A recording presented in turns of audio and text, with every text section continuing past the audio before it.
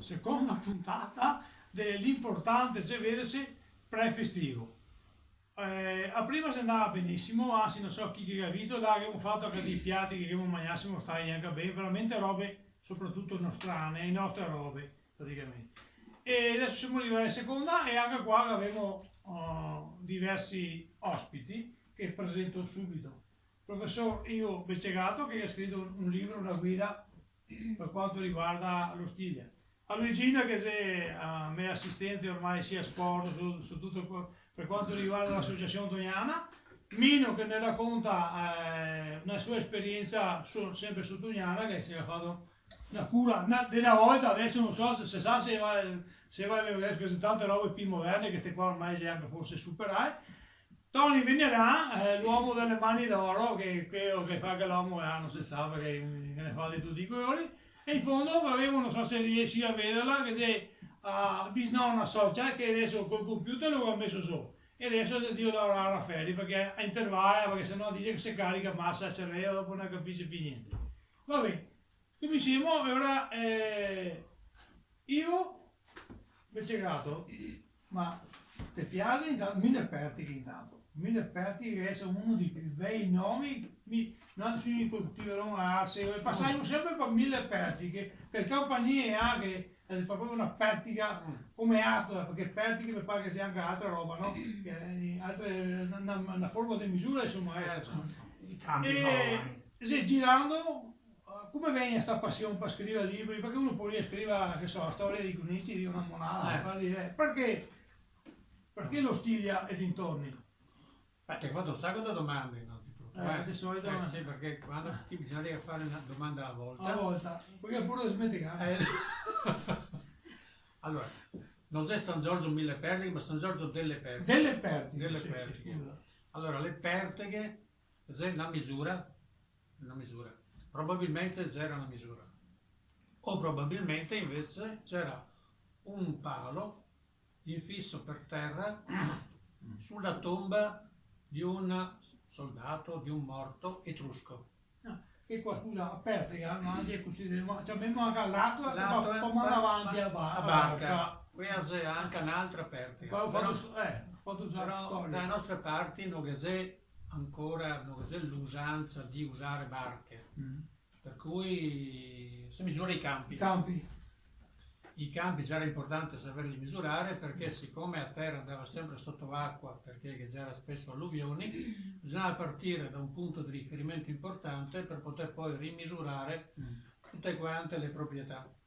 E il tuo libro? Andiamo al libro? Il libro invece è un racconto dello Stiglia. Lo Stiglia, quando sapete bene, è un percorso ciclopedonale adesso che parte da Treviso e va fino a Ostiglia, però non si può percorrerla tutta. Si può percorrere soltanto nella parte. Faremo un'altra volta perché domenica scorsa si veniva proprio uno qua da Treviso che ha sempre promosso e che ha sempre sostenuto perché ha dato notizia che verrà fatto qua a febbraio parte dei lavori dell'ultimo miglio. Sì. Vittorio Trabucco è anche il nome. E perciò, scusa che ti fai? No, ho letto anch'io questa notizia, mi sono molto contento perché così si può arrivare direttamente in centro città a Treviso, cosa che adesso non si può fare perché si ferma 1,5 chilometri prima della città. Tutto questo percorso qua oggi è a nostra disposizione, in parte è trevigiano, in parte padovano, la parte padovana è in asfalto, la parte trevigiana è in terra battuta. E da una parte e dall'altra, ecco i dintorni, da una parte e dall'altra di questa pista ciclabile ci sono delle meraviglie che bisogna conoscere a partire da questo territorio qua dove abitate voi, che è Santa Cristina, dove c'è una pala di Lorenzo Lotto straordinaria, per scendere giù verso Padova, dove c'è Villa Marcello, Villa Cornaro, poi Villa Baglioni e dall'altra parte si arriva fino a Piazzola sul Breto dove c'è Villa Camerini e via di questo passo. Insomma, io credo che si possa parlare di un territorio che a mio avviso non ha nulla da invidiare a un museo aperto. E quindi riuscire ad accompagnare i turisti in questo territorio, far conoscere le bellezze di questo luogo, entrare nelle chiese e poi magari trovare una bella tavola imbandita come quella che sapete fare voi. Sempre le solite robe. Bella tavola imbandita dove ci si ferma a raccontarci delle cose di un tempo e si trova magari un artigiano con le mani d'oro e si trova anche una bella compagnia, sia un ristoro per l'anima e per la mente.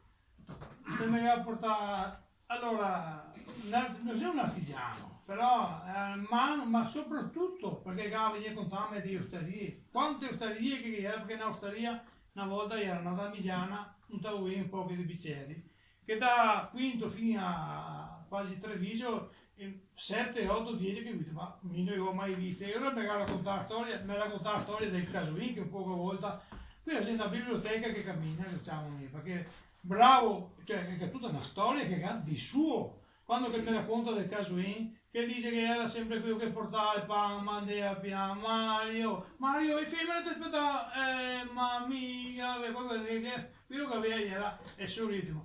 Ma soprattutto anche una roba importante, che ha veramente storia, ma anche è Mandoro.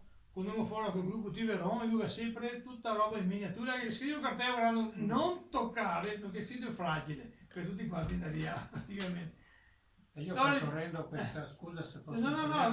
parliamo senza tanti problemi, tranquillo. Percorrendo lo Stiglia, ho poi raccolto tutta questa serie di notizie dal punto di vista artistico, religioso, naturalistico in un libro, anzi ne ho fatti due. La prima parte riguarda dal Brenta fino al Moson dei Sassi, il secondo libro dal Moson dei Sassi fino al Sile.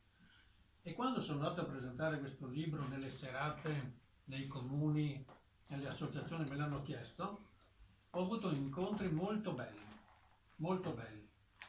Questi incontri mi hanno permesso di trovare persone che hanno una storia straordinaria alle spalle, storie anche commoventi, storie di cultura profonda, storie educative.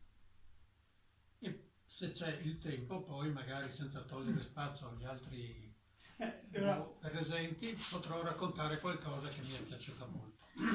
So che ieri dunque qua con la voce del Veneto centrale a Piombino Desi che non me ne sono riuscito per sera di venire. Comunque la prossima volta si praticamente lunedì 6 marzo 20:30 a San Martino di Lucca. Esattamente. Presentare. Un'altra serata. Perché oltre che presentare un libro, perché è il momento che mi so sta roba e quasi tu continui a arricchire. Proprio così. Continuo a aggiungere. Tonio, cosa stai facendo? Adesso io devo tirare la lama di Manera. Perché io la tirata, ma insomma, aveva fatto qualche dente. Te non fate mai, Sì, appunto. Se ti avete sta qua a salire il corredo che questa settimana passata ho fatto una slitta di qui che dopo la in montagna per portare giù il fen o porta giù le legne quando che i montanari fa le legne per casa sua. E ora questo è l'uomo che tira con un tocchetto di legno. Ho fatto un pseudo uomo, l'ho fatto sempre con legno, ho fatto a slitta, ho messo 2 o 3 tocchetti di legno per far vedere chi c'è i legni che porta sopra per bruciare. E il secondo, come te vedi, questo qua è il secondo, fatto con un tocchetto di bussolotto dei fasioli di quelli di casa che quando così a radici immagini un bussolotto. Adesso scopri, fa grandi artisti, arte moderna con i immondizi, ma ti sei da vita che te recuperi tutto. Beh, di solito, era così, recuperavo tutto. E qua con un ciolo di quelli una volta da soffitto, che gli era fatti a mano, che me li aveva fatti mio nonno, e ho battuto, ho scaldato la stanza come che ho suo, con la candela, con l'uvin, perché se in Tenerife era stata al ferro, e ho battuto e ho fatto una maniera, che ora i montanari con la maniera col secondo, e con la maglia di legno qua, non rompa l'occhio della maniera, e sbregava i legni. Spiega bene a Maia, perché tanti a Maia capisce il maglione. Quella che è un indosso. È un nome dialettale di un martello di legno. praticamente. Un grosso martello di legno. Così. Non un grosso pennello per guida è un grosso È martello. un martello grosso, insomma, col manico lungo che serve per battere sulla testa della maniera, perché sennò si rompe ferro con ferro, che se dopo del ferro si rompe, ti va di si rompono, insomma. Bene, e niente, Dopo, qua su Dio fa delle dopo, robe. dopo Tony ti riprendo, adesso siediti un attimo e ti riprendo.